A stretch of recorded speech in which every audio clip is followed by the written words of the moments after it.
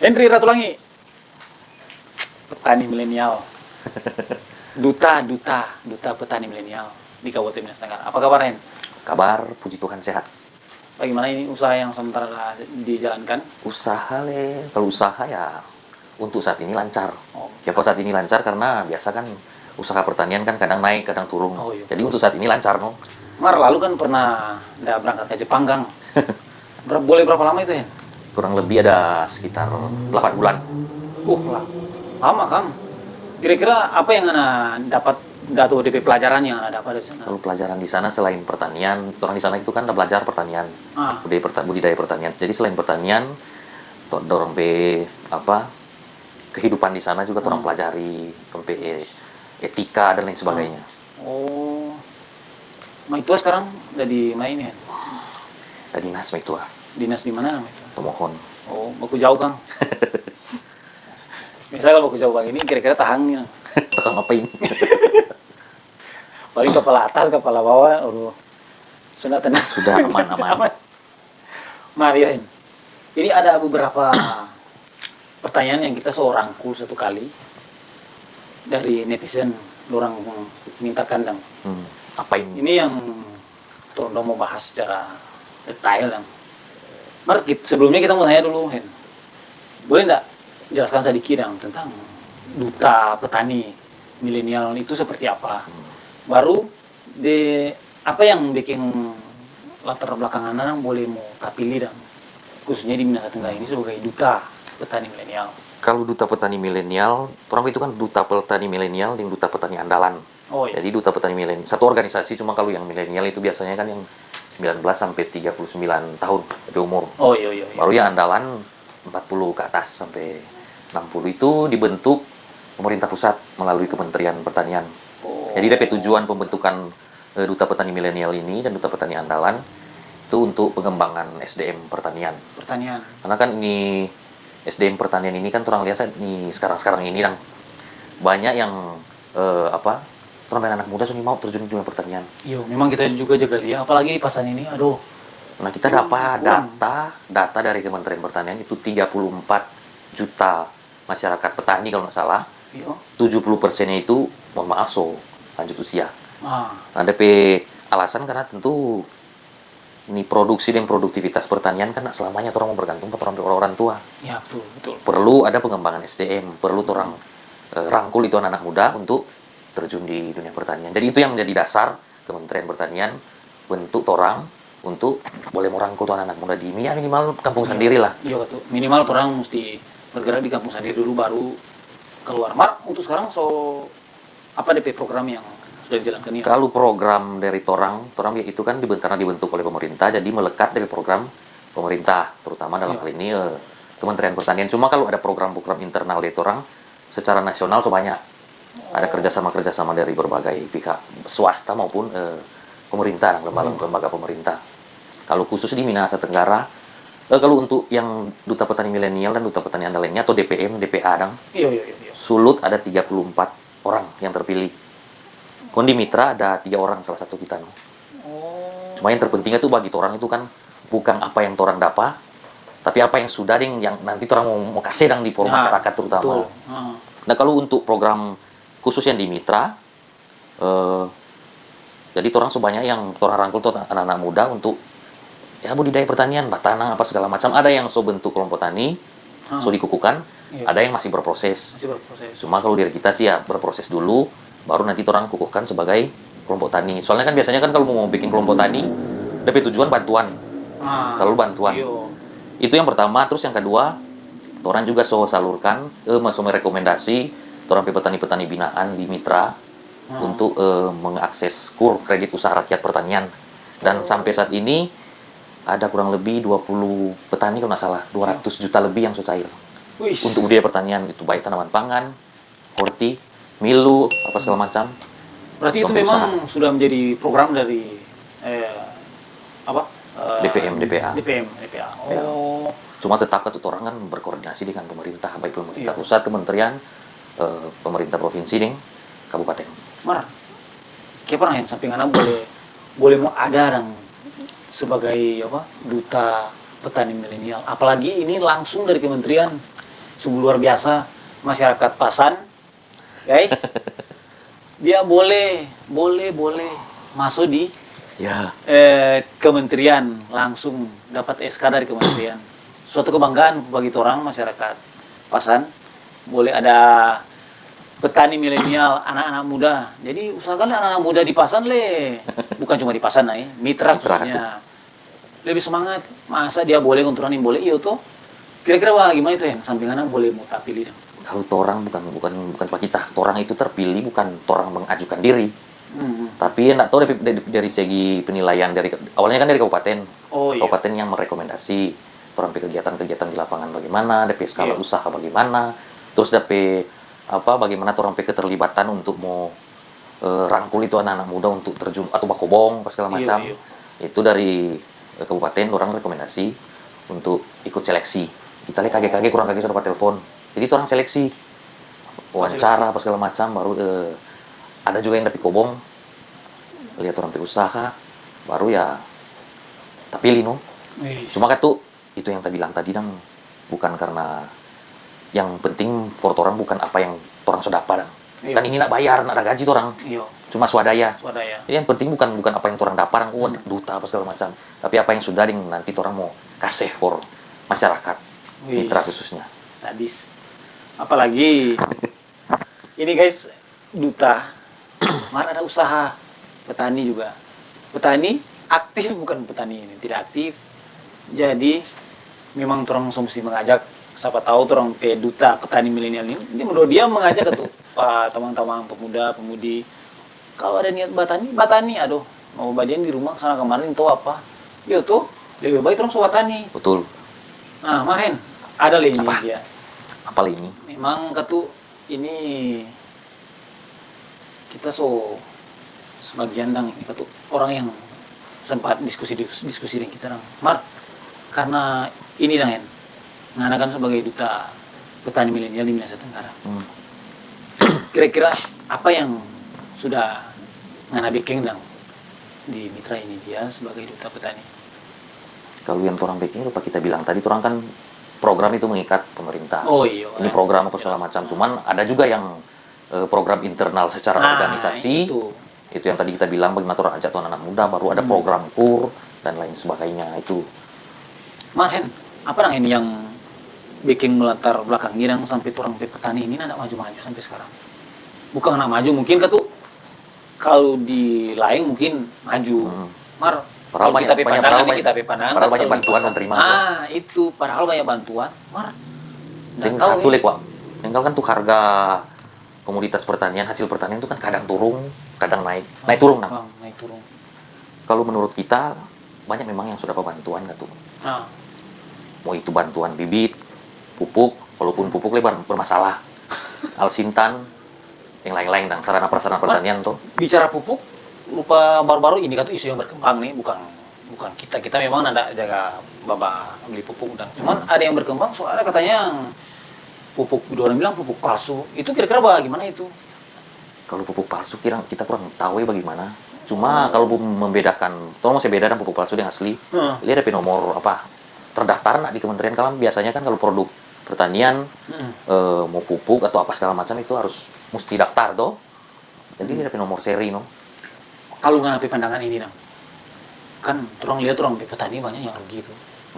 Memang ada juga yang untung. Mar kira-kira ada enggak langkah-langkah pemerintah yang ngana liar yang ngana suliar apakah dari pemerintah enggak bilang pemerintah dari baik desa, kecamatan atau kabupaten, provinsi sampai pusat kira-kira kalau bagi kita dorong program itu dia tuh jalan.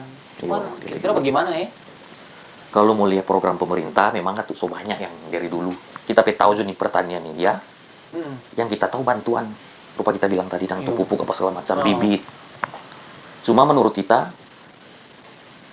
lupa kurang nggak setuju nih bantuan ini dia nggak setuju karena justru kasih bantuan begitu, so jadi manja itu petani.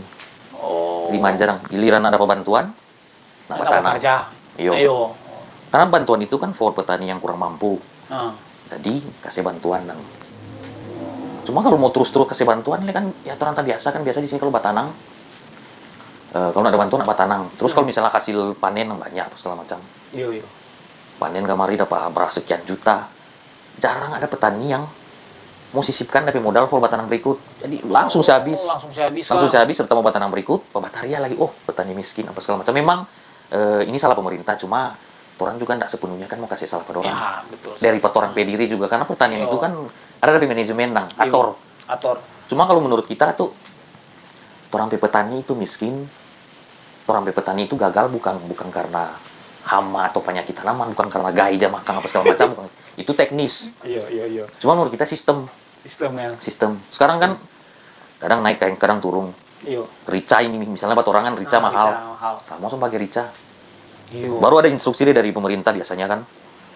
Rica mahal, tanang rica, tomat mahal, tanang tomat.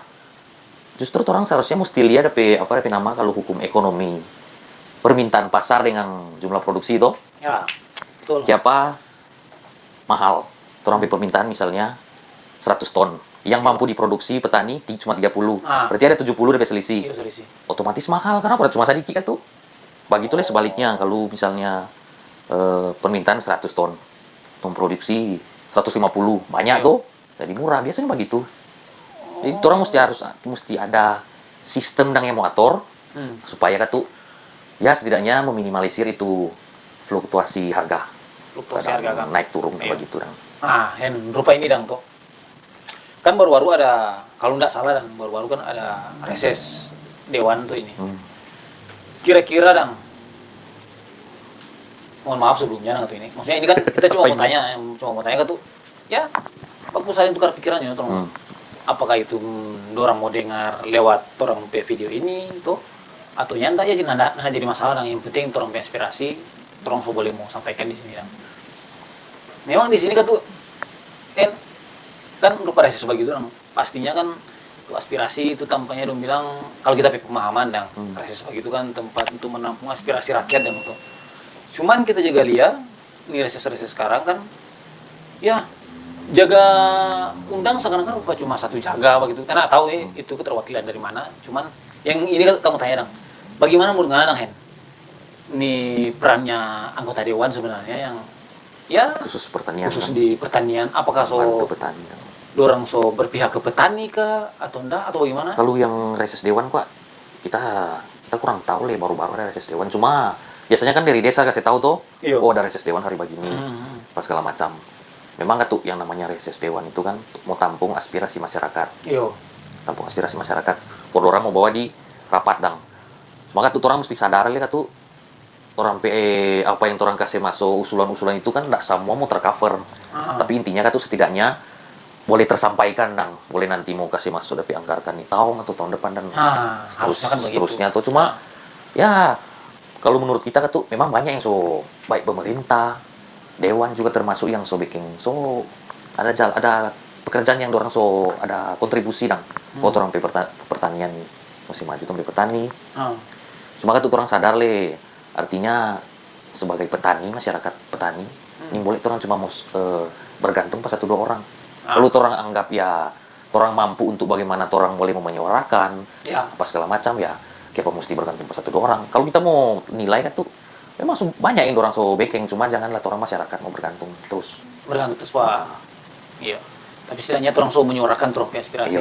Cuman kalau enggak enggak diundang juga kan ya sia-sia aja orang aspirasi mau bilang nanda tersampaikan. Paling tidak siapa tahu boleh dengan ini video ini tuh orang boleh mau dengar, boleh mau taruh kira akan yang kemari. Apalagi orang di Pasan ada duta petani asal Pasan mewakili Kabupaten Nusa Tenggara Kang Hen. Memang luar biasa sekali. Hen, ada lagi ini, apalagi orang kan orang YouTube ini, YouTube Raya. Ya ini kan tuh bukan cuma YouTube, tolong bukan, tuntu, tuh mau lihat polisi. Atau mau cerita mitra juga. Mitra takarlah mitra. Tuh kan di sini banyak DP ingin tuh anak-anak muda di sini tertarik dengan dunia petani Maka kalau menurut Nana orang muda tuh sampai kondisi saat ini tuh banyak anak-anak muda yang mau kobong atau mau terjun di bagaimana pertanian. itu sampai memang cara mau merangkul itu atau bagaimana yang nggak tuh? Memang itu orang salah satu kendala itu lihat orang mau rangkul tuh anak muda di sini ya, banyak kan yang anggap pertanian itu kan bodoh, miskin, bobau, kotor, gitu. Iya. Jadi ya memang susah, bukan berarti kan nggak bisa. Iya. Cuma gua tapi masalah ini kita mau lihat dong. Ada dua faktor gua, dua faktor entah. Iya. Itu yang pertama tuh tak bilang tadi, karena ada sistem jadi kadang kan yang kalau naik turun tuh harga. Itu tuh mungkin yang menjadi faktor orang ya nggak jelas kok mau tahu harga di mana jo. Makanya orang nih mau bawa kobong tuh. Ada yang suka lebih baik bawa ojek. Baru yang kedua, ini kok kali pengaruh lingkungan. Orang tua enak jauh-jauh lah. Tadi mau bilang orang kita orang tua saja. Orang suka ya orang sekolah tinggi-tinggi tuh. Orang suka orang tuh pakai seragam. Ada pangkat, ada kedudukan. Kebanyakan kerja kantor. Orang tua yang suka begitu. Cuma kalau menurut kita kan apa bedanya? Kalau pertanian kok ada pakai manajemen yang bagus ya, banyak contoh yang sukses. Ya. Apa ada beda kok? 10 juta per bulan, yang 2.500.000 per minggu. Sama tuh. Sama. Tapi beda apa? Cuma seragam. Dorang pakai seragam, orang pakai baju terabe-rabe. Mar, biar dengan seragam begitu belum tentu sama tuh gaji. Karena kala petani sebenarnya lebih namanya baik. Usaha kan. Palingan kan tahu tuh, kan ada usaha saja. Kalau peluang tinggi, tapi peluang untung tinggi. Walaupun di sisi lain resikonya tinggi. Namanya usaha pasti ada resiko. Mar, kita ya terkira tuh dari tadi memang yang jaga cumu selalu pemerintah. Jadi kita lihat tertantang dan maksudnya tertarik dengan apa setiap pernyataan ada setiap kata pemerintah. Siapa tahu di sini ada dengan apa harapan tuh atau yang kira-kira ada ndak pemerintah DP persoalan yang sebenarnya dari pemerintah ini supaya ada solusi orang kan ini cari karena cuma pemerintah dari tadi kan siapa tahu dengan ini ada solusi untuk pemerintah itu seperti apa harusnya agar orang pertanian di mitra dia berkembang kalau pemerintah bilang dari tadi pemerintah kita tuh bukan mau titik beratkan semua ke pemerintah. Memang ada faktor dari orang juga sebagai masyarakat petani khususnya cuma kita dalam bilang pemerintah karena bisnis pertanian itu kan agribisnis atau dari bahasa kerennya agribisnis tuh bisnis di dunia pertanian ada tiga bagian dia dari hulu, on farm, dan hilir. Kalau hulu itu penyediaan sarana prasarana apa segala macam mesin bahan-bahan tuh. On farm itu udah kegiatan budidaya patanang baru udah hilirisasi pertanian itu penjualan sampai ke tangan konsumen Iya. Nah dari tiga bagian itu ada bagian tuh dari tiga bagian itu ada nama itu ada faktor penunjang. Nah faktor penunjang itu apa? Faktor penunjang itu siapa? Pemerintah. Karena ini kan terkait dengan kebijakan pemerintah, regulasi. Memang itu orang sebagai tokoh utama tokoh utama di pertanian dan orang petani. Cuma kan ada regulasi pemerintah yang boleh mau kasih pengaruhi ini dunia pertanian. Nah contoh misalnya di Jepang tuh ini regulasi pemerintah. Orang di sana kalau mau tanam misalnya tanam padi tuh ada surat izin menanam padi. So terpetahkan Nah ini yang seharusnya orang pemerintah mau bikin terpetahkan yang padi mana, yang tomat mana.